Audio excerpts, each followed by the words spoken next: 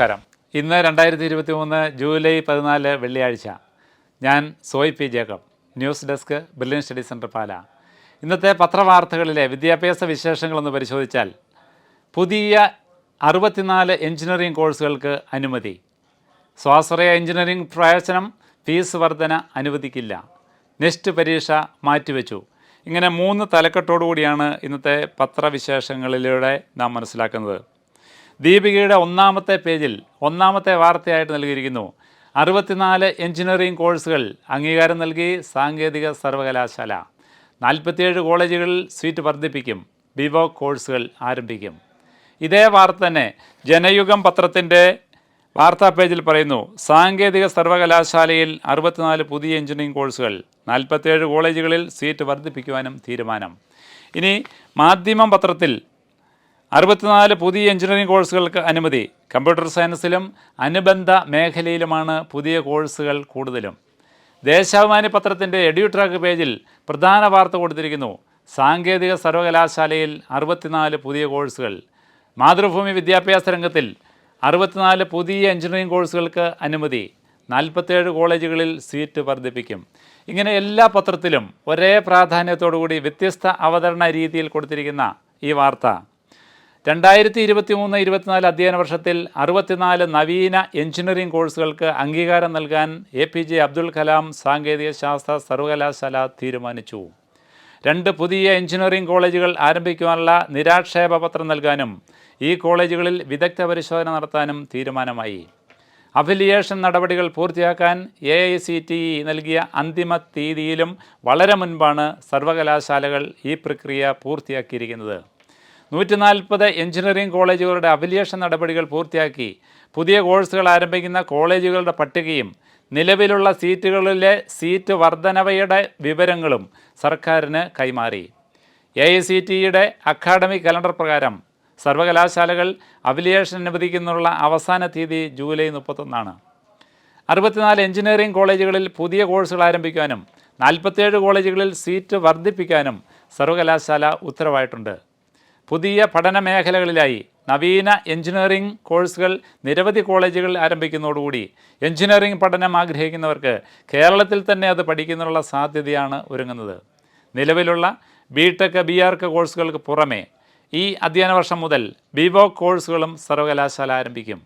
നിലവിൽ ഒരു കോളേജിന് സൈബർ സെക്യൂരിറ്റിയിലാണ് ബിവോക് കോഴ്സ് അനുവദിച്ചിട്ടുള്ളത്. എമർജിംഗ് എഞ്ചിനീയറിംഗ് മേഖലയിൽ VSLI design and technology, design മേഖലയിൽ bachelor of interaction design, communication design എന്നിവയാണ് പുതുതായി ആരംഭിക്കുന്ന കോഴ്സുകൾ. കൂടാതെ കമ്പ്യൂട്ടർ സയൻസിലും അനുബന്ധ മേഖലയിലുമാണ് പുതിയ കോഴ്സുകൾ കൂടുതലായും അനുവദിച്ചിരിക്കുന്നത്. ഈ മേഖലയിലെ അനന്തമായ തൊഴിൽ സാധ്യത കണക്കിലെടുത്താണ് ഈ തീരുമാനം. കൂടാതെ ദീപിക പത്രത്തിൽ പുതിയ കോഴ്സുകളുടെയും സീറ്റ് വർദ്ധിപ്പിച്ച കോളേജുകളുടെയും ലിസ്റ്റ് ലഭിക്കുന്നതിനായി QR കോഡ് കൊടുത്തിട്ടുണ്ട്. അത് സ്കാൻ ചെയ്ത് കൂടുതൽ വിവരങ്ങൾ നിങ്ങൾക്കറിയാവുന്നതാണ്.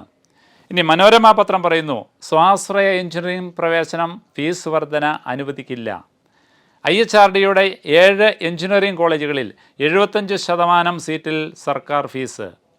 കോളേജുകളുടെ അഫിലിയേഷൻ വിവരങ്ങളും പ്രവേശനം സംബന്ധിച്ച സ്വാശ്രയ മാനേജ്മെൻറ്റുകളുമായുള്ള ധാരണയും സർക്കാർ അറിയിച്ചാൽ ഉടൻ എഞ്ചിനീയറിംഗ് പ്രവേശന നടപടികൾ പ്രവേശന പരീക്ഷാ കമ്മീഷണർ തുടങ്ങുന്നതായിരിക്കും. സ്വാശ്രയ എഞ്ചിനീയറിംഗ് കോളേജുകളിൽ ഈ വർഷവും ഫീസ് വർധന അനുവദിക്കില്ലെന്നാണ് സർക്കാർ നിലപാട്. എഞ്ചിനീയറിംഗ് പ്രവേശന നടപടികൾ പൂർത്തിയായ ശേഷം ലാപ്സാകുന്ന സീറ്റിൽ പ്രവേശന പരീക്ഷ എഴുതാത്തവർക്കും പ്രവേശനം നൽകാൻ മാനേജ്മെൻറ്റുകളെ അനുവദിക്കുന്ന സർക്കാർ ഉത്തരവിൻ്റെ കരട് നിയമവകുപ്പിൻ്റെ പരിശോധനയിലാണ്. AICTE നിബന്ധന അനുസരിച്ച് എഞ്ചിനീയറിംഗ് പ്രവേശനം സെപ്റ്റംബർ 15 പൂർത്തിയാക്കേണ്ടതാണ്. MBBS പ്രവേശനത്തിൻ്റെ തീയതി ദേശീയ മെഡിക്കൽ കമ്മീഷൻ പ്രഖ്യാപിച്ചാൽ മാത്രമേ പ്രവേശന പരീക്ഷാ കമ്മീഷണർക്ക് നടപടി സ്വീകരിക്കാനാവൂ. ഇനി മറ്റൊരു വാർത്ത പറയുന്നു, നെക്സ്റ്റ് പരീക്ഷ 2019 ബാച്ചിനെ ഒഴിവാക്കും. മെഡിക്കൽ വിദ്യാർത്ഥികൾക്ക് പുതുതായി നടത്തുന്ന നെക്സ്റ്റ് പരീക്ഷ നിലവിൽ അവസാന വർഷം, അതായത് 2019 ബാച്ചിൽ പഠിക്കുന്നവർക്ക് ഉപേക്ഷിച്ചേക്കും. ആരോഗ്യ മന്ത്രാലയത്തിൻ്റെ ശുപാർശ പ്രകാരം പുതിയ നിർദ്ദേശം വരുന്നതുവരെ നെക്സ്റ്റ് മാറ്റിവെക്കുന്നുവെന്ന് ദേശീയ മെഡിക്കൽ കമ്മീഷൻ്റെ അറിയിപ്പുണ്ട്.